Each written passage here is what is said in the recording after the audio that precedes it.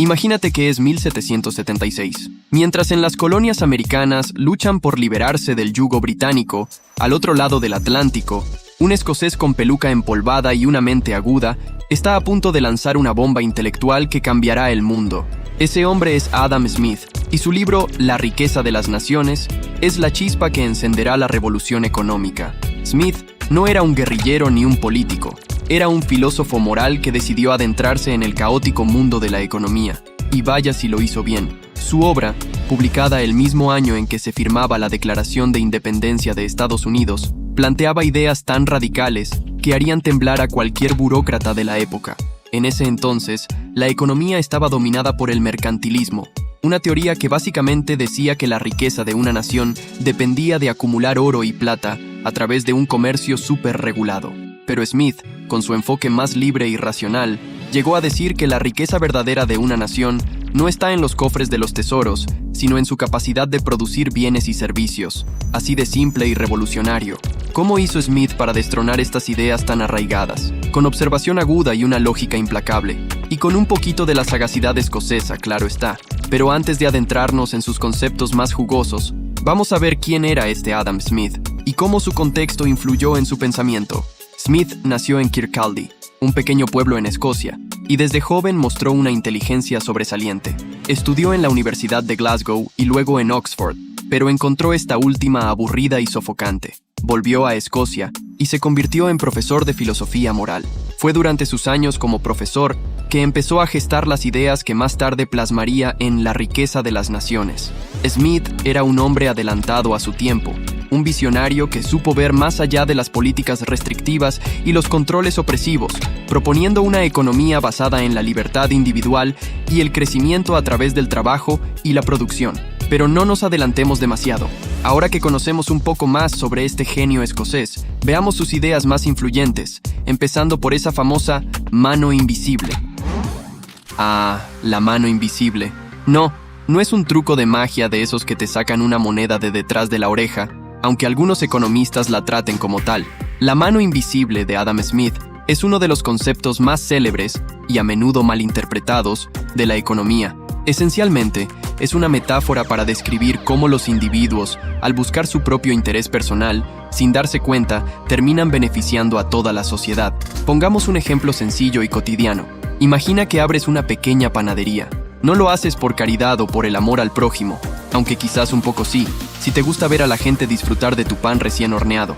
Lo haces porque quieres ganarte la vida. Ahora, para atraer a más clientes, te esfuerzas en hacer el mejor pan de la ciudad. Contratas buenos panaderos, eliges ingredientes de calidad y fijas precios competitivos. Los clientes felices compran tu pan, tus empleados tienen trabajo y tú haces dinero. Nadie te obligó a hacer esto por el bien común, pero de alguna manera, al buscar tu propio beneficio, contribuyes al bienestar de la comunidad.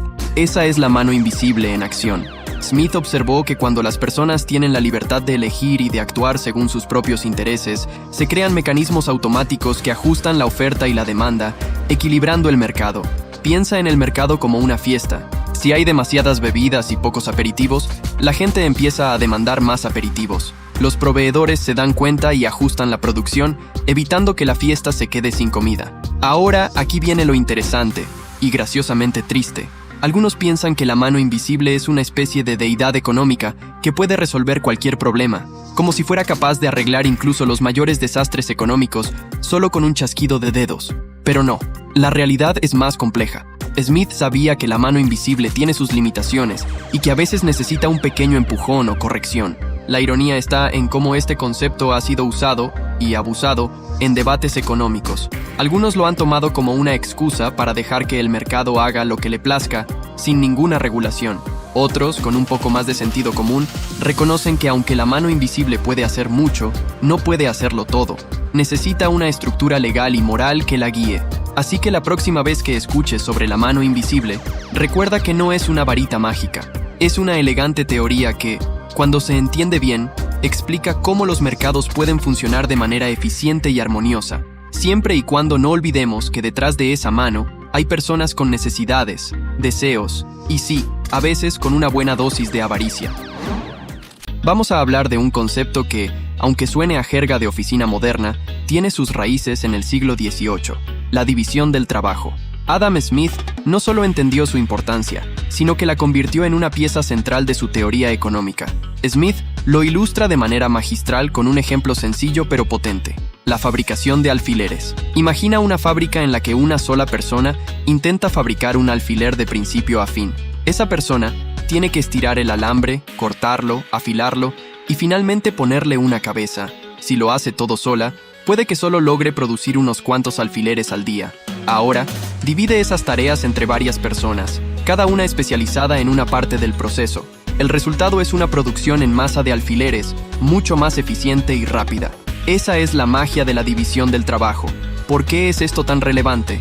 Porque, según Smith, la especialización permite a los trabajadores volverse extremadamente buenos en una sola tarea, lo que incrementa la productividad de manera exponencial. Este principio no solo se aplica a la fabricación de alfileres, sino a prácticamente cualquier sector de la economía. En las fábricas modernas, en las oficinas y hasta en nuestras propias casas, la especialización y la división de tareas son esenciales para la eficiencia. Para traerlo a la vida cotidiana, piensa en un equipo de fútbol. Si todos intentaran ser el portero, sería un desastre. Cada jugador tiene una función específica: delanteros para marcar goles, defensas para evitar que los marquen, y el portero para parar balones. Es la coordinación y especialización lo que permite que el equipo funcione como una máquina bien engrasada. Pero, claro, no todo es perfecto. Smith también advirtió sobre los posibles inconvenientes de esta división extrema del trabajo. La monotonía y la alienación son peligros reales cuando los trabajadores están atrapados en tareas repetitivas y aburridas. En una fábrica, por ejemplo, estar todo el día ajustando un tornillo puede volver loco a cualquiera. Es ahí donde la intervención en la formación y el bienestar de los trabajadores se vuelve crucial. Graciosamente, en algunas empresas modernas, la división del trabajo ha llegado a tal punto que a veces parece que algunos empleados se especializan en el arte de las reuniones innecesarias, mientras otros perfeccionan la técnica de responder correos con respuestas vagas y sin compromiso.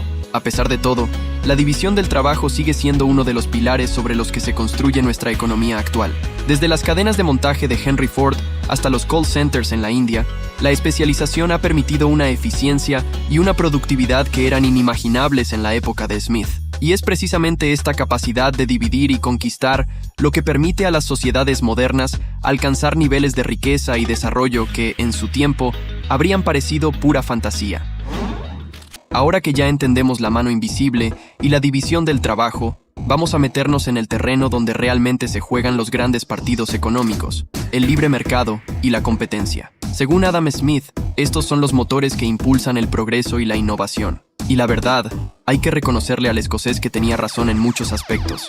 Smith argumentaba que en un mercado libre, donde la competencia es la norma, las empresas y los individuos están constantemente incentivados a mejorar sus productos y servicios. ¿Por qué? Porque si no lo hacen, alguien más lo hará y se llevará a sus clientes. Es la ley de la selva económica, pero con trajes y corbatas en lugar de pieles y lanzas. Imagina una ciudad con solo una pizzería.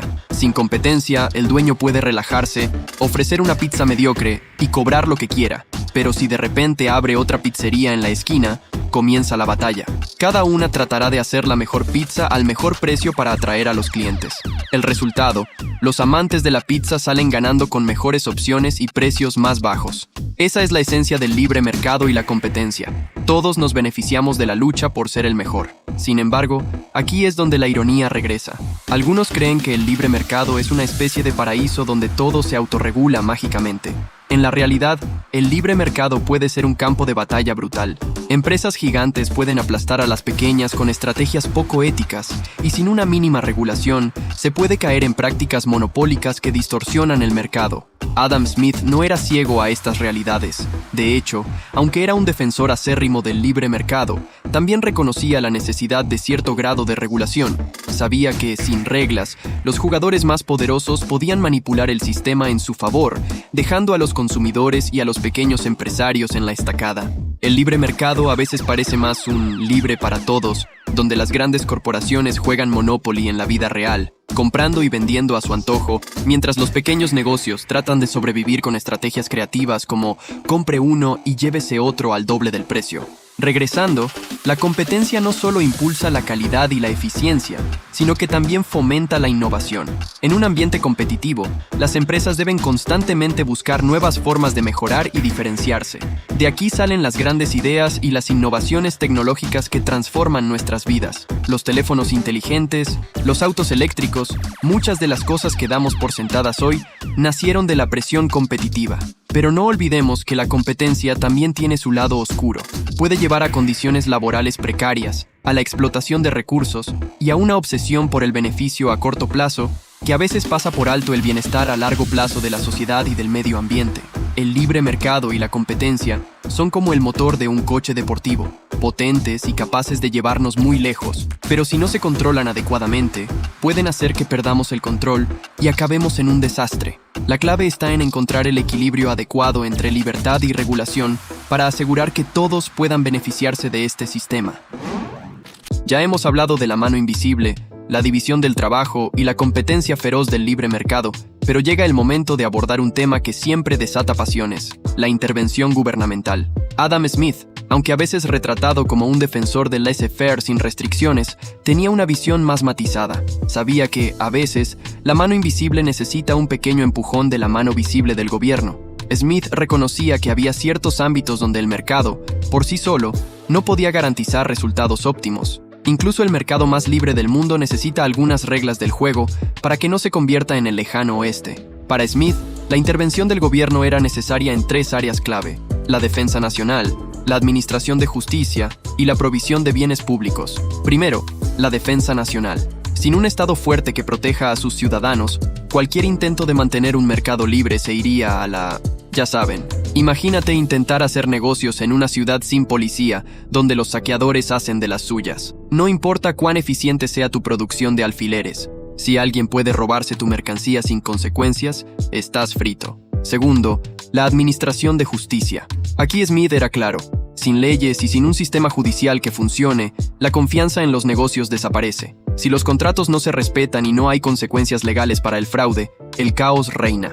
En este sentido, un sistema judicial robusto es esencial para cualquier economía sana. Y tercero, la provisión de bienes públicos. Smith entendía que había ciertas cosas que el mercado no proveería adecuadamente por sí solo, como las carreteras, los puentes y, en su época, incluso la educación básica. Estos bienes y servicios son fundamentales para el desarrollo económico, pero no son necesariamente rentables para la inversión privada. Por eso, el gobierno debe intervenir para asegurarse de que estén disponibles para todos. Ahora, hagamos un paréntesis sobre cómo algunos gobiernos interpretan la intervención. En teoría, se trata de crear un marco que permita al mercado funcionar mejor y proteger a los ciudadanos. En la práctica, a veces parece que los gobiernos se olvidan de la teoría y se dedican a inmiscuirse en todos los aspectos de la vida económica, a menudo con resultados desastrosos. Cosas como regulaciones absurdas que ahogan la innovación, impuestos que parecen castigar el éxito. La intervención gubernamental puede ser un arma de doble filo. Un ejemplo claro es cuando los gobiernos intentan controlar precios. La intención puede ser noble, como proteger a los consumidores de precios excesivos, pero a menudo termina en escasez y mercados negros. Piensa en los controles de precios de los alquileres. Aunque se busca hacer la vivienda accesible, el resultado puede ser menos incentivos para los propietarios de alquilar, menos mantenimiento de las propiedades y, al final, una oferta de viviendas que no satisface la demanda. Entonces, ¿cuándo y cómo debería intervenir el gobierno? La respuesta, según Smith, es con cuidado y precisión, como un cirujano que sabe exactamente dónde y cómo operar. La intervención debe ser limitada, enfocada en crear un entorno donde el libre mercado pueda florecer sin caer en el caos, pero sin sofocar la innovación y la eficiencia con una maraña de regulaciones. En el mundo actual, los debates sobre la intervención gubernamental son tan vigentes como en la época de Smith. La regulación de las grandes tecnológicas, las políticas fiscales para enfrentar las crisis económicas, entender cuándo y cómo intervenir, es crucial para mantener el equilibrio entre libertad económica y justicia social. Y aquí estamos, en la última parte de nuestro viaje a través del legado de Adam Smith. Hemos visto la mano invisible, la división del trabajo, la feroz competencia del libre mercado y la intervención gubernamental. Ahora toca ver cómo todas estas ideas han influido en la economía contemporánea y qué críticas y desarrollos han surgido a partir de ellas. Primero, es innegable que, La riqueza de las naciones sigue siendo una obra de referencia en economía. La mayoría de los economistas modernos, independientemente de sus inclinaciones ideológicas, reconocen la influencia de Smith. Sus ideas han sido la base para la teoría del libre mercado, que ha guiado la política económica en gran parte del mundo occidental durante los últimos 2 siglos. Desde las reformas de libre mercado en la Inglaterra victoriana hasta las políticas de desregulación en la era de Reagan y Thatcher, Smith ha dejado su huella indeleble. Pero, ¿qué ha pasado con sus ideas en el siglo XXI? Aquí es donde las cosas se ponen interesantes. Si Smith pudiera ver nuestro mundo globalizado, probablemente se sorprendería, no solo por los avances tecnológicos, sino por cómo sus ideas han sido reinterpretadas y, en algunos casos, distorsionadas. Tomemos, por ejemplo, la globalización. La teoría de Smith sobre el libre comercio sugiere que los países deberían especializarse en producir lo que hacen mejor y comerciar entre sí para obtener otros bienes. En teoría, esto beneficia a todos. En la práctica, ha llevado a una compleja red de cadenas de suministro globales que, aunque eficientes, también son increíblemente frágiles, como vimos durante la pandemia de COVID-19. La interdependencia económica mundial ha hecho que un problema en una parte del mundo pueda tener repercusiones masivas en otros lugares, algo que Smith no habría podido prever. Otra crítica importante es la cuestión de la desigualdad. Mientras que la competencia y el libre mercado han generado una increíble cantidad de riqueza, esa riqueza no siempre se ha distribuido de manera equitativa. En muchos países, la brecha entre ricos y pobres ha crecido, lo que ha llevado a un renovado interés en la regulación y la intervención gubernamental para corregir estas disparidades. Aquí, los críticos de Smith argumentan que, si bien el libre mercado es eficiente, no necesariamente es justo, y sin ciertas correcciones, puede llevar a una concentración de riqueza y poder que distorsiona la democracia misma. Los desarrollos en teoría económica también han matizado las ideas de Smith. La economía del comportamiento, por ejemplo, ha demostrado que los seres humanos no siempre actúan racionalmente, como Smith suponía. Somos propensos a sesgos, a comportamientos irracionales y a decisiones basadas más en emociones que en lógica fría. Esto ha llevado a nuevas teorías y políticas que intentan corregir estos fallos del mercado a través de nudges o empujones sutiles para mejorar las decisiones individuales y colectivas. Además, la economía ecológica ha cuestionado la premisa de crecimiento infinito en un planeta finito. Los problemas ambientales, como el cambio climático y la degradación de los ecosistemas, requieren intervenciones que no están contempladas en el modelo del libre mercado de Smith. Aquí, la necesidad de una intervención gubernamental fuerte es clara para regular el uso de recursos y proteger el medio ambiente para las futuras generaciones. Como cualquier obra monumental, la riqueza de las naciones no es un texto sagrado, sino un punto de partida para el entendimiento y la mejora continua de cómo organizamos nuestras sociedades y economías. Entonces, ¿qué nos queda hoy de Adam Smith? Una lección eterna sobre la importancia de la libertad económica, pero también un recordatorio de que, para que esa libertad beneficie a todos, debe estar equilibrada con justicia, regulación y una consideración cuidadosa de las consecuencias a largo plazo. Si disfrutaste este viaje por el pensamiento de Adam Smith y su legado, no olvides darle like y suscribirte para más contenidos que hablen de las grandes ideas que han moldeado nuestro mundo. ¿Qué opinas tú sobre la intervención gubernamental en la economía? Déjame tu comentario y sigamos la conversación. Hasta la próxima. Y recuerda, la economía puede ser tan fascinante como cualquier thriller, solo hay que saber dónde mirar.